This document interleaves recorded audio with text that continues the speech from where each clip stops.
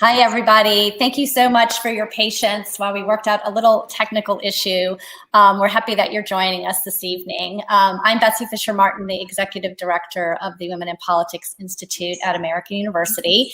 And welcome to our virtual series, Women on Wednesdays. Whether you're watching on Crowdcast or Facebook Live, we are glad that you could join us tonight. For those of you new to one of our events, WPI is a nonprofit and nonpartisan institute in AU's School of Public Affairs. And we aim to close the gender gap in political leadership. And we offer academic and practical campaign training and facilitate research and discussions like this on women in politics and policy. So tonight, we want to look a little more closely at women in foreign policy and national security with the former ranking member of the House Intelligence Committee, Jane Harman. She has just written a terrific new book called Insanity Defense: Why Our Failure to Confront Hard National Security Problems Makes Us Less Safe.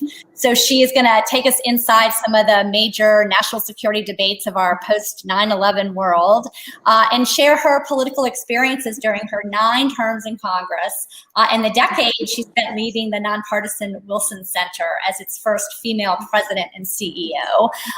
Before we start, I want to let everybody know that we are going to take some questions. So please don't be shy. Type in a question that you may have in the Ask the Question button at the bottom of the screen. And you can also upvote other people's questions there as well. And if you do miss any of the discussion or want to share it with friends, a replay will be available at the same link that you used to register. So with that, Congresswoman Harman, thanks for being here. Well, thank you. My profuse apologies to all. We did set this up earlier. I just couldn't get back in this thing. No worries. We all know about technical issues these days. So we're just glad that you persevered with us. Thank you. Do we have 15 extra minutes or do we stop on time? We can go a little bit longer, as long as you can. Well, I'm operating on fumes. I don't know about anybody else, but the Zoom life means there is no life. I know, and your book just came out, like yesterday, right? Was the pub date? Yeah, yesterday. So I know you're busy, so thanks for spending some time with us. Tell us about this title, because you have a funny kind of backstory of how you settled on Insanity Defense as the title.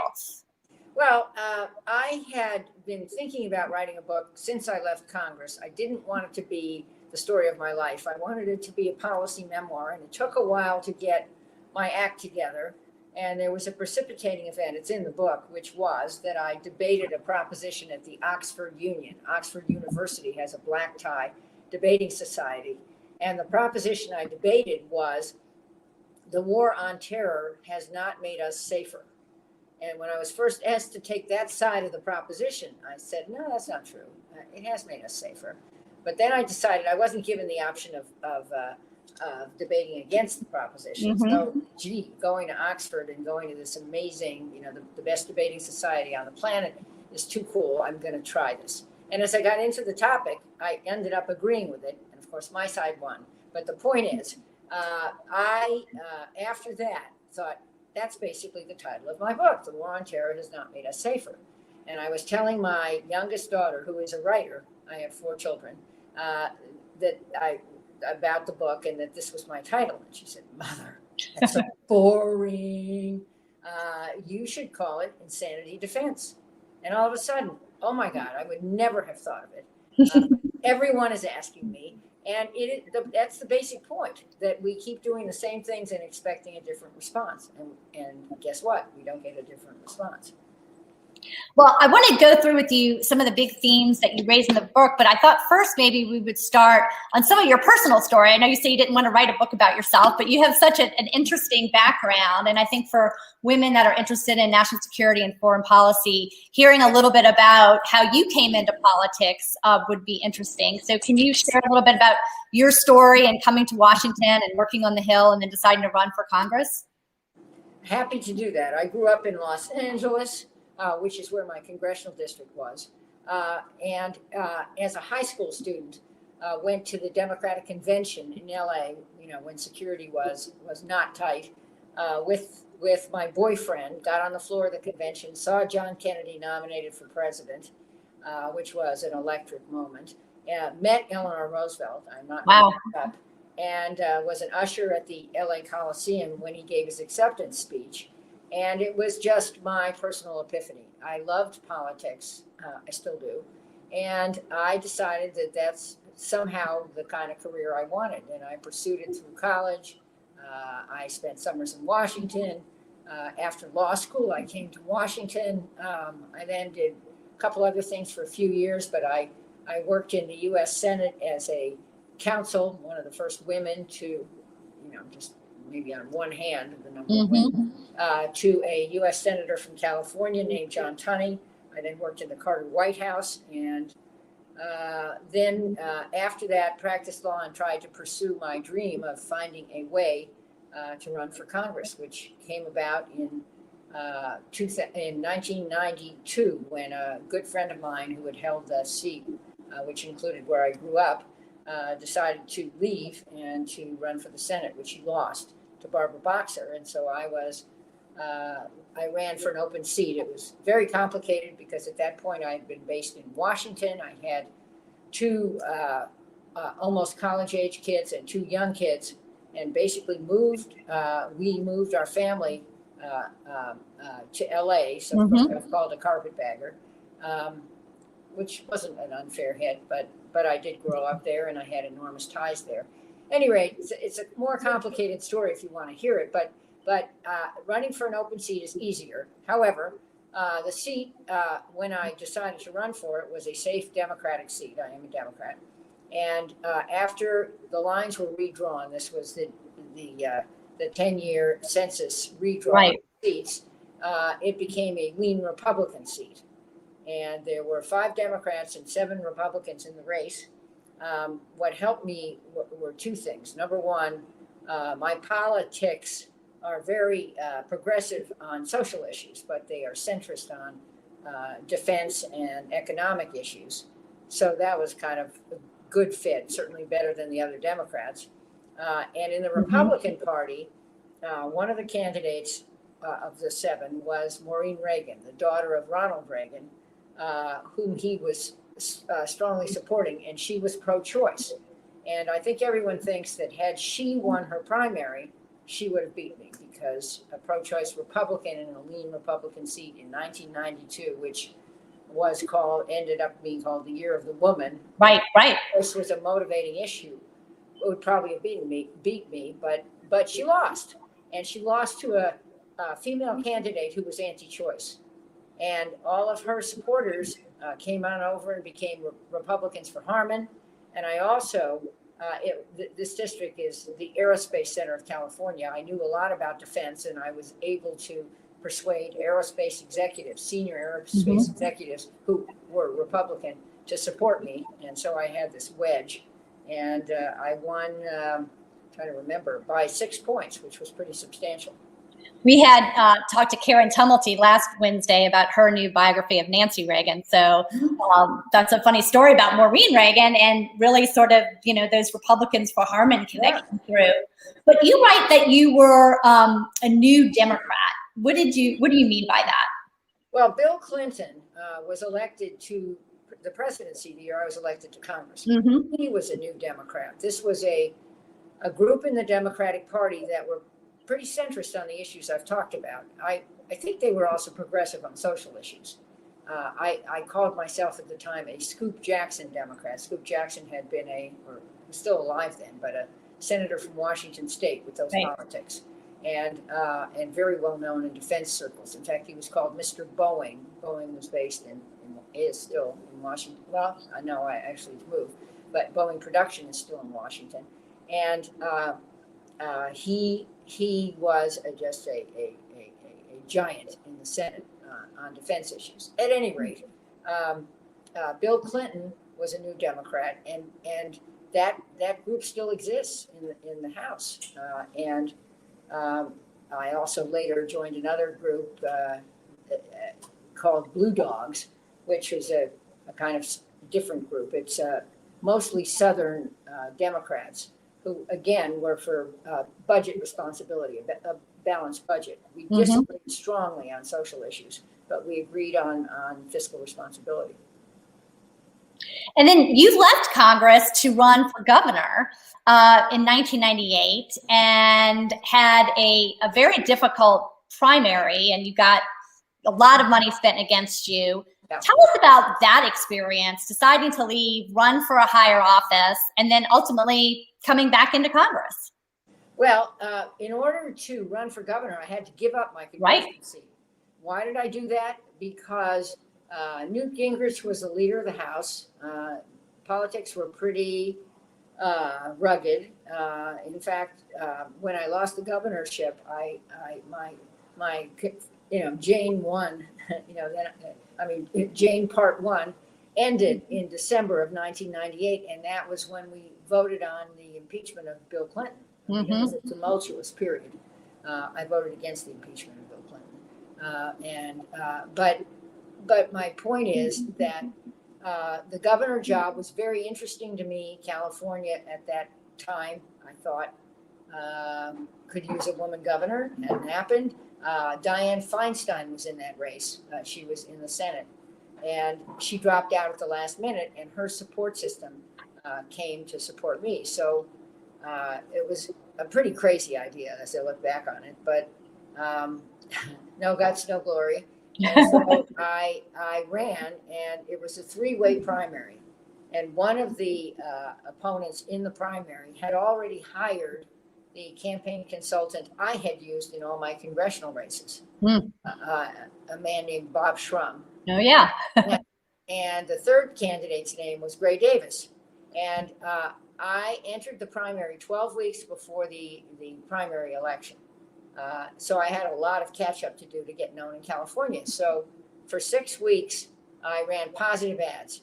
I grew up in this house. I went to this school. My vision for California is that. And after 6 weeks in the primary, I was number one in the polls. At which point, Al Checky targeted me only with $42 million. This is 1998, probably $72 billion by now. And it was rough. I mean, a lot of the votes I made were twisted, and in the end, it was called a murder-suicide. I came in third, I think, with 12%. Checky got 13%, and Gray Davis got 18%. He wasn't targeted, so he won the primary, and he won the election. But shortly thereafter, he was recalled by California voters and replaced by Arnold Schwarzenegger. So I was out of Congress for 2 years.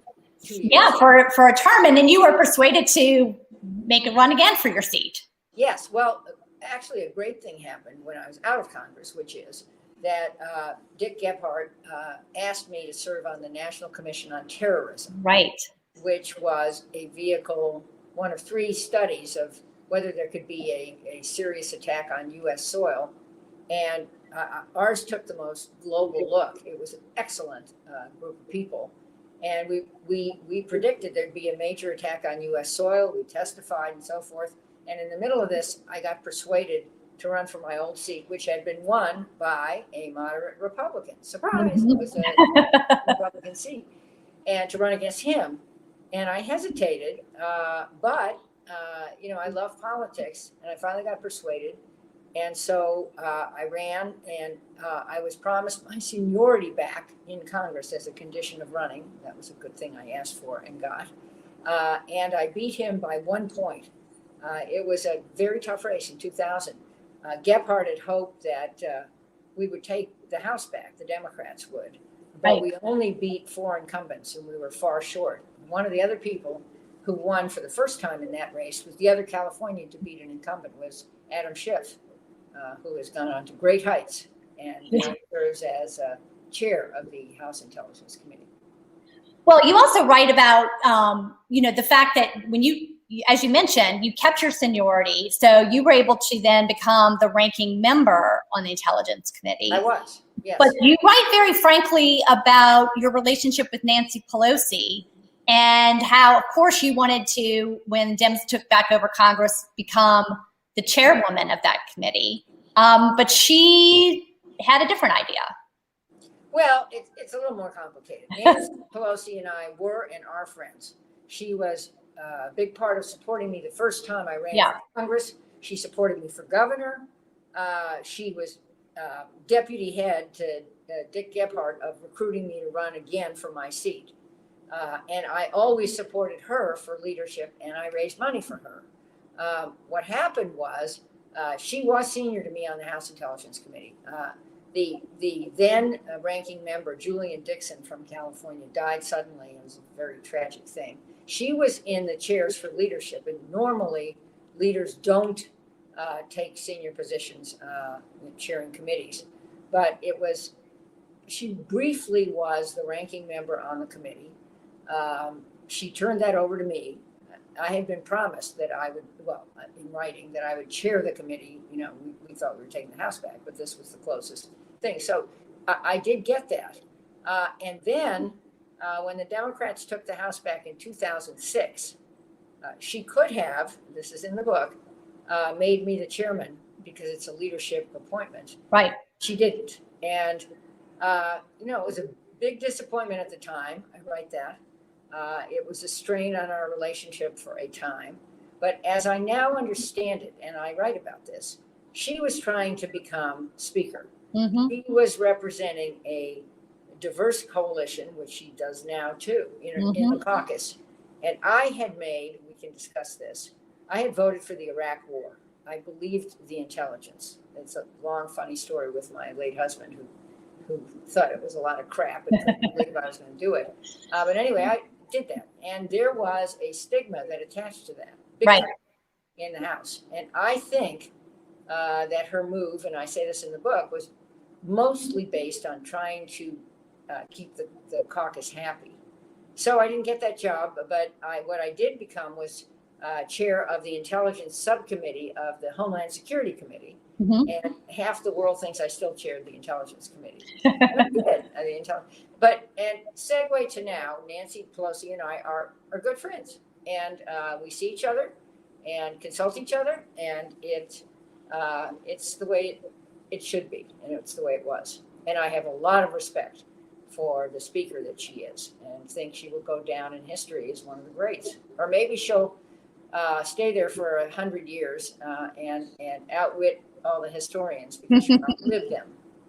Well, you also talk in your book about, the importance of, this cadre of women and supporting each other. Obviously, you had a policy difference with Nancy Pelosi, but there are other women that you work very closely with, even on a bipartisan basis. And you talk about your relationship with Susan Collins, Republican senator from Maine, and how important that's been. And then you all were able to work on legislation together. Talk about that experience, about being a woman and a leader in Congress, and the camaraderie you have with and support network that you have with other women there. Okay, well, let me be clear that Nancy Pelosi and I had a difference on chairing the committee, but right. We have a lot of differences, and we have a strong relationship, so I don't want anyone to misunderstand that. But I say that Harry Truman famously said that if you want a friend in Washington, get a dog. And I actually had a dog when my kids were growing up, but the dog died. So I have better friends than that dog was. I hope I'm not offending dog lovers, but it turns out, certainly in Congress, that the women members are good friends. And the women's caucuses in both the Senate and the House are bipartisan. I don't know the status of the women's caucus in the House right now because of all the horror going on in the Republican Party there. But in the Senate, I am aware that the Women's Caucus has a weekly dinner, and it's not a huge number of people. I guess it's about a quarter of the Senate, so it's 25 people. And they get along together, and they work together. An example right now in the Senate is this bill to set up a system outside the military chain of command for sexual harassment claims. Right. They have been dismissed and diminished by senior officers for years, and it is the idea of several women in the Senate to set up a different system, and it's getting traction. And the women are Kirsten Gillibrand, who's a quite liberal senator from New York State, and Joni Ernst, who is a quite conservative member from the Midwest, and they're working closely together on this thing, and that's why it's got traction. that's the kind of relationship I'm talking about. And Susan Collins and I bonded over intelligence reform. That's what we did after the two gigantic intel failures, one on 9/11 and one on Iraq, WMD. Turned out there weren't weapons of mass destruction in Iraq. Of course, I was fooled. But my husband, Sidney Harman, who said, that's a lot of crap, when I told him I was going to vote for the Iraq war, wasn't fooled. And so what lessons have come out of that, that vote and then that whole era in terms of national security? Because you delve into that into the book about things that we need to be more aware of and lessons we can take from intelligence failures. Right. Well, to back up, the book starts with the end of the Cold War. And I was in the first post-Cold War class in Congress in 1992. We didn't have a strategy following the Cold War. We, the U.S., and not Jane in particular, although I don't know that I had one, said, we won, Russia lost, the whole world wants to be us.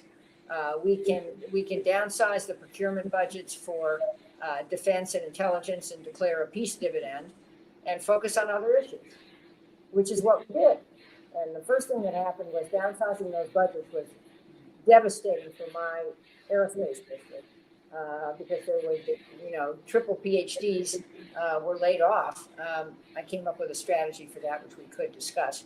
But that's one thing we did. The second thing we did is we missed the rise of China because we thought China wants to be us.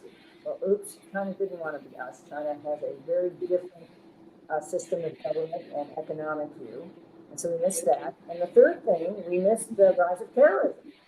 There was a bombing of the World Trade Center in 1993. There were bombings of our embassies in two embassies in Africa in 1998. And we noticed that it happened, but we didn't think it was going to be something bigger. And as I mentioned, I was on this National Commission on Terrorism after I was in between my Congress chapters.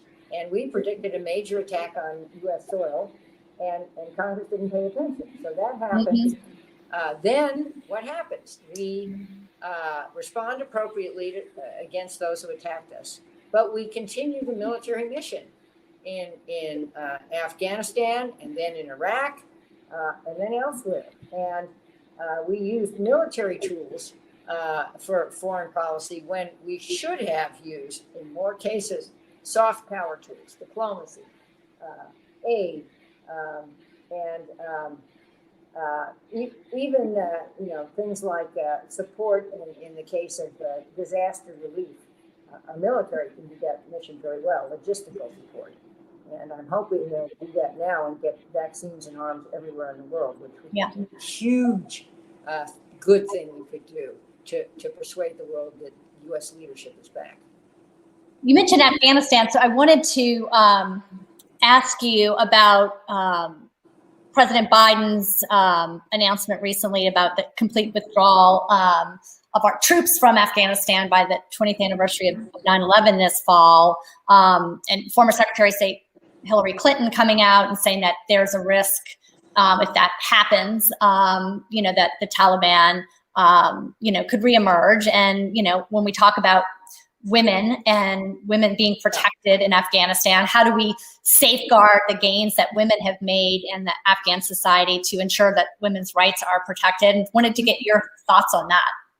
Well, I support what President Biden is doing. And, oh, by the way, President Trump was the first guy to say we need to get the troops out of Afghanistan. He wanted to do it on May 1st. Biden has extended that and put in place a much better process to safeguard our troops and to surge diplomacy instead of the military as a way, hopefully, with the help of Turkey and others, to broker some kind of a compromise, which Trump was trying to do, so that the Taliban is in the government and the violence stops. Now, will that be successful? I don't know, but my point is insanity defense. We've been trying for 2 decades to make Afghanistan safe. And it hasn't happened. The Taliban right now, even with our troops there, is attacking girls in school. I'm very worried about the plight of women and girls. Of course I am. And but I talked to personally, in fact, I interviewed them, I think at the Wilson Center, several of the women on the the Taliban negotiating team, who are confident that women have made enough gains so that they will hopefully, and they're recognized on this team, change the future. Am I saying this is a good option to get our troops out of Afghanistan? I am not saying that. I am saying it's the least bad option. And if we don't do it now, we'll never do it. And I don't see that as a proper use of the U.S. Military to basically prop up the government of one country and pick that country over others. It is true that we went into that country, but we achieved our mission quite quickly. We degraded those who attacked us on 9/11, Al-Qaeda, and we actually decapitated their leader in the Obama administration some years later. Talk a little bit about the intelligence community and this notion of it becoming too politicized in some ways, and the reforms that were put in place after 9/11, reformatting Homeland Security, bringing in a director of national intelligence. How do you see all of that having played out, and what is your sense of, and especially coming now after the Trump administration, do we see intelligence politicized? What are your thoughts on that? The intelligence story is uneven. Yeah. Uneven from basically its founding. In World War II, there was I'm trying to think of the name of it.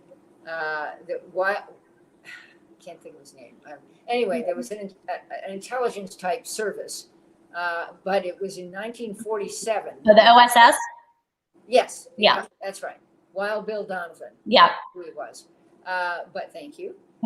But it was in 1947 when in the National Security Act that we set up the modern Pentagon, which has since been revised some, and we set up the intelligence community, which included the CIA as the manager of the community. Right. There was a community management service, a small group of people attached to the CIA. Okay, so mixed results over the years, but Congress got in the game and passed after some abuses in the Nixon administration, created intelligence committees in the House and Senate and passed something called the Foreign Intelligence Surveillance Act, FISA, which has been the basic law for all the years since. Right. Didn't work perfectly, never worked perfectly, but after 9/11, huge intelligence failure, and after the intelligence failure of wrongly predicting that there were weapons of mass destruction in Iraq, some of us set out to reform the Intelligence Committee structure, and that is when we set up the Office of the Director of National Intelligence. The DNI is a new creation to coordinate across intelligence agencies. There are 16 of them. And that has worked better until the Trump administration, when efforts were made to remove senior personnel and put in leadership that was very political, which is not the goal. Our intelligence community is supposed to speak truth to power. Right. It doesn't make policy. It gives policymakers the most accurate picture possible, not perfect, of the intentions and capabilities of others around the world. Some are our friends and some are our enemies. But if you're trying to understand, let's just say Israel-Palestine or whatever you're trying to understand, you want a good picture of who the leaders are and what they might do. Talk a little bit about the importance of bipartisanship, and you alluded to this a little bit earlier when we were talking about Susan Collins, but the bipartisanship that existed sort of during those days on the intelligence committees, and then what you see as, in current political climate, the fact that, bipartisanship is a lot of times not rewarded at the ballot box. And that we've become so polarized, and we have kind of extremes on both sides in primaries coming. Yes, well, I think there's a slippery slope. It's a legal term. Yeah. We're sliding down, and we are now at a toxic place. And basically, the business model of Congress is to blame the other side for not solving the problem. Because if you work with the other side, you are bipartisan. Mm-hmm. And that makes you a target in your primary.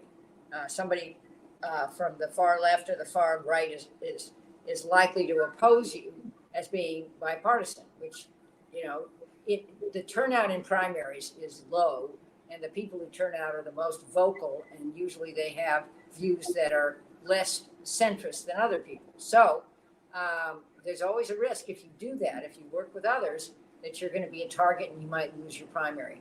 And sadly, too many people are putting getting reelected ahead of the country. And I want to give a shout out to Liz Cheney this week. Mm-hmm. This week? Yeah, I wanted to ask you about that. Yeah. Last week, who did a very courageous thing and obviously paid with her leadership position and may pay with her seat because she's in a very, very Republican state, in a very, very Republican district, and a lot of people may run against her to punish her for insisting that we ought to tell the truth about the last election. And you write in the book about your interactions with her father, Vice President Dick Cheney, when he was in Congress. Not when he was in Congress. I met him when I was first elected to Congress, and he told me that serving in Congress is a wonderful thing. Yeah. And I will be, what a big honor it is and all that. And the irony of that is when he was vice president, although he had served in Congress, he basically disregarded Congress. He's the one who he didn't want to do the briefings, right? The unitary executive theory. Yeah. Giving the president much power. Right. And consulting Congress much less. We do have a couple of questions. Let me get to a few of these. Here's a question from Isabel. She says, what sparked your interest in national security? Well, I loved foreign policy. I always did. And after I graduated law school, I spent actually a year in high school in Europe, and I spent a year after law school in Europe, and I worked for several international organizations in Geneva, Switzerland, and I was always interested in it. I then practiced law for 10 minutes in an international law firm. And then I went to work, as I mentioned, for this California senator where I focused domestically. But segue to working for him, then Jimmy Carter. Then, before I went back to practice law, I was special counsel to the Defense Department. How did that happen? I knew somebody and I was interested to see what it would be like. I learned more about defense. And when I was elected to Congress, I represented the Aerospace Center of California, and it was logical to seek seats on the defense committees. I wanted to get on Intel because, as I mentioned, my district made most of our intelligence satellites, but there was only one slot, and so the person more senior to me was selected, and her name is Nancy Pelosi. So she got on the committee in 1992. It took me until 1997 to get on it, but I was on armed services, science, which has a lot to do with space, and NASA, fascinating issues, and I just learned more and more and more, and I love the issues. And back in the day, very few women. Now, women had aerospace firms. Women are all over the place, and why shouldn't we be? We're qualified and we're knowledgeable. Well, along those same lines, here's another question about national security being a boys' club, right?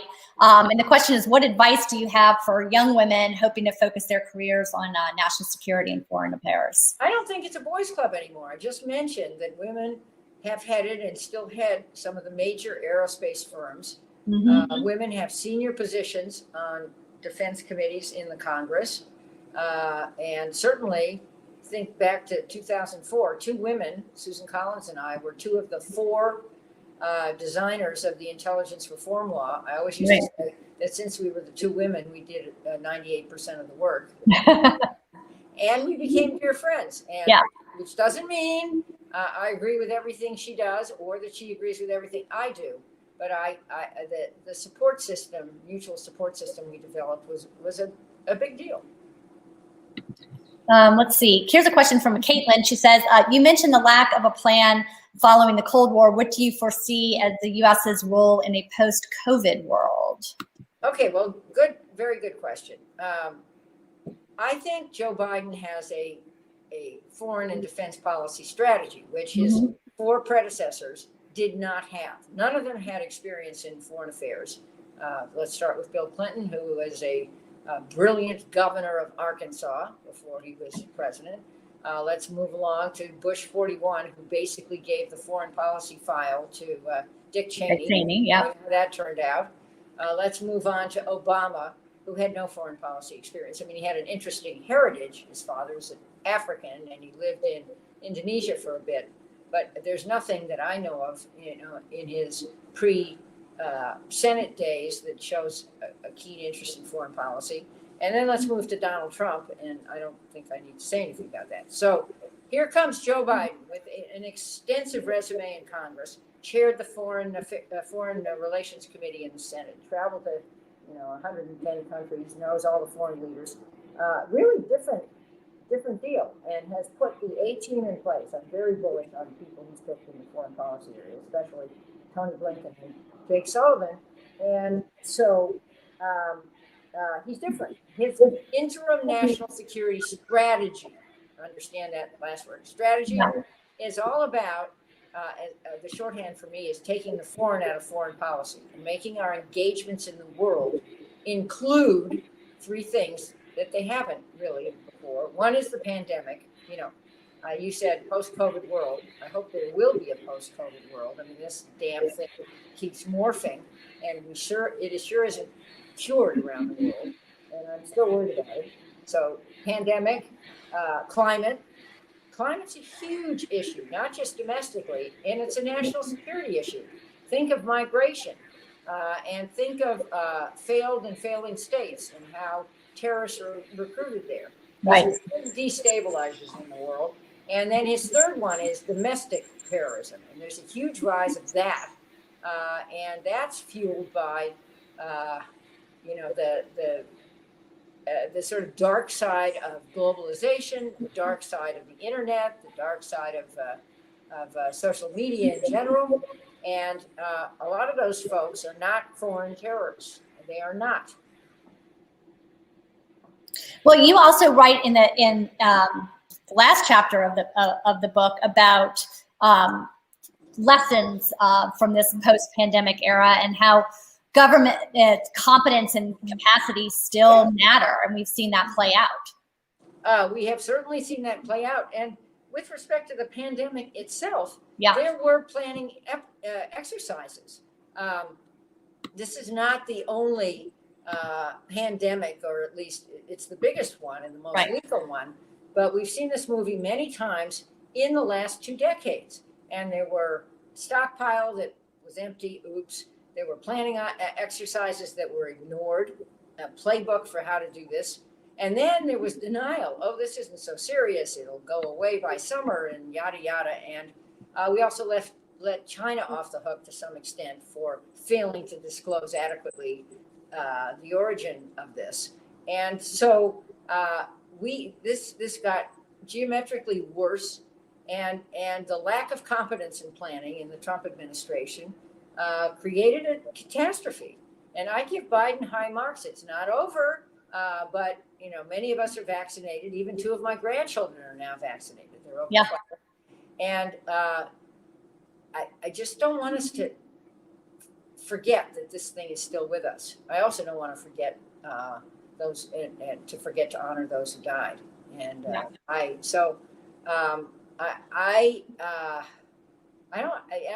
serious about. It may be a post-COVID world, as in this particular pandemic, but I don't think it's a post-pandemic world that we're in. Right.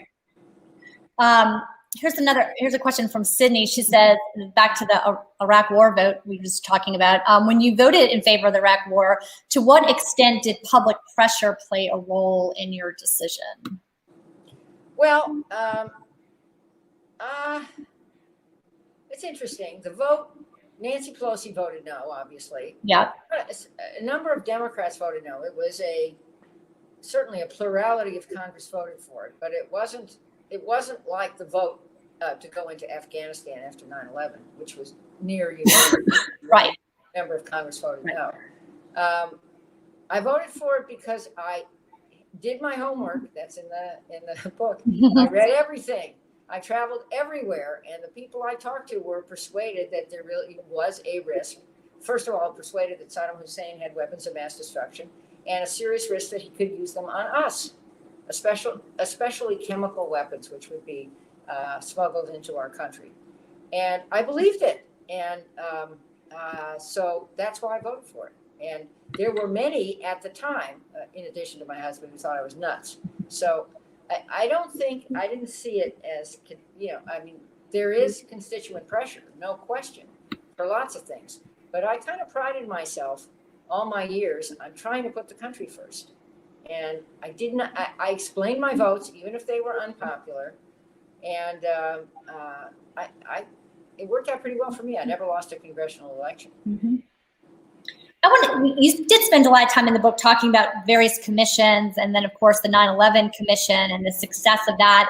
And I guess I just wanted to get your thoughts on sort of the news today, with McConnell coming out opposed to a commission to look into the January 6th insurrection, and get your thoughts on, what should be done about that, and if you think a commission is warranted, and what good can come about. Sometimes you write this in the book too, our solution for everything is a commission or a task force, but there are times when there is, good that comes out of the commission finding. Well, I served on the National Commission on Terrorism. Right.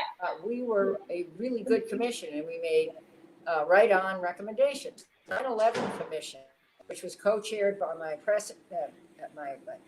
predecessor at the Wilson Center, Lee Hamilton, right, who was a former member of Congress and a mentor to me, was spectacular. Yeah. It was created by a substantially bipartisan vote. This was a while ago.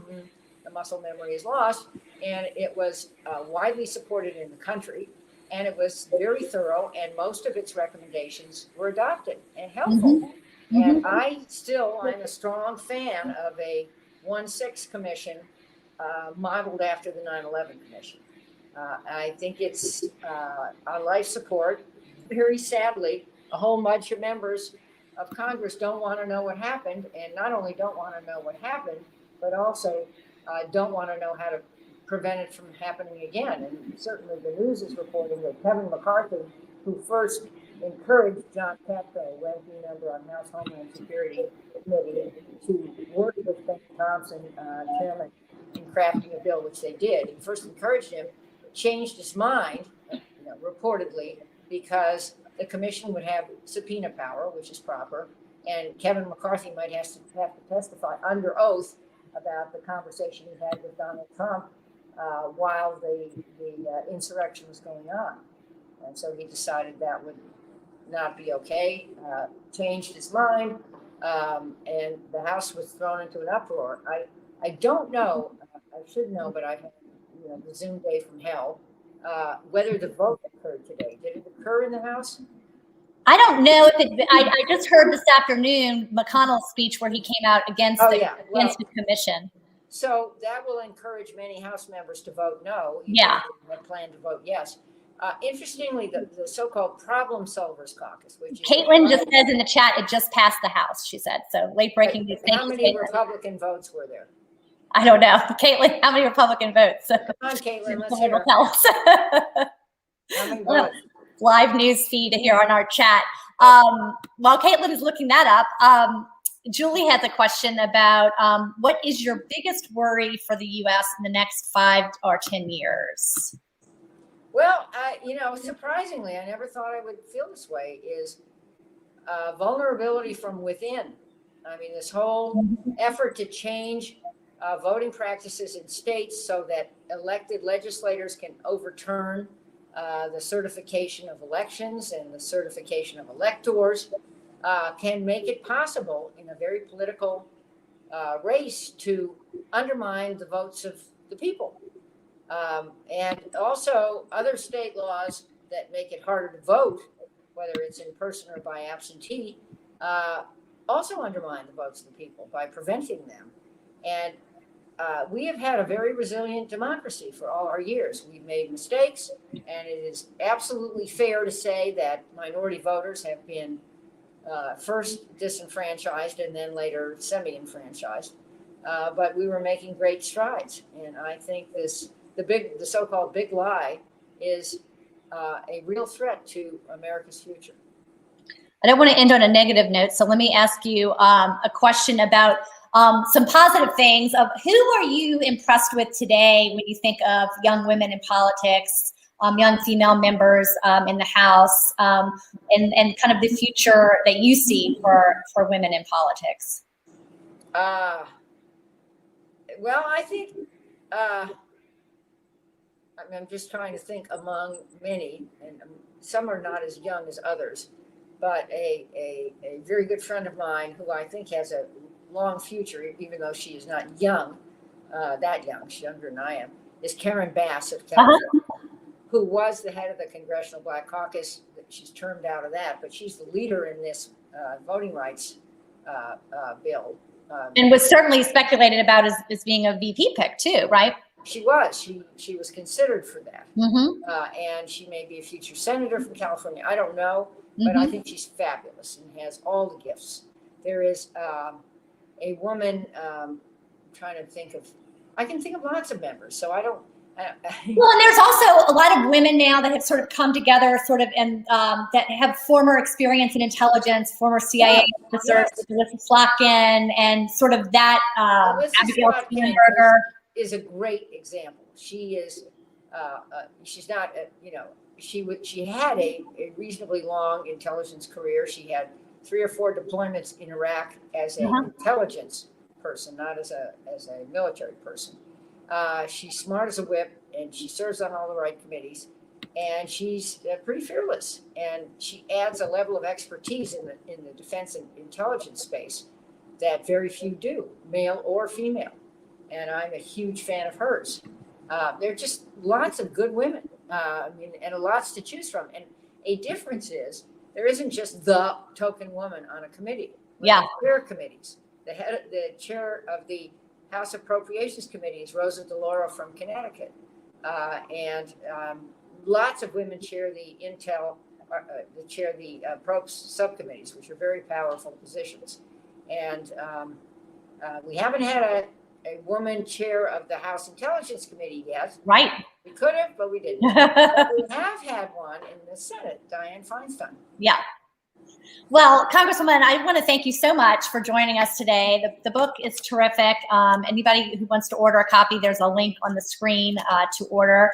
And we really appreciate you sharing your insights and persevering on the technical issues with us at the beginning. And it's always great to see you. So thanks for joining us. Well, thank you all, and thanks for hanging in. I am not totally clueless digitally, but there was some glitch that was way beyond my. Well, I'm glad we got it figured out, and always great to see you, and good luck on the book tour. And good luck to anyone who's studying at AU. It's a very good school headed by a woman. Yay. Thank you, Congresswoman. Good night, everybody.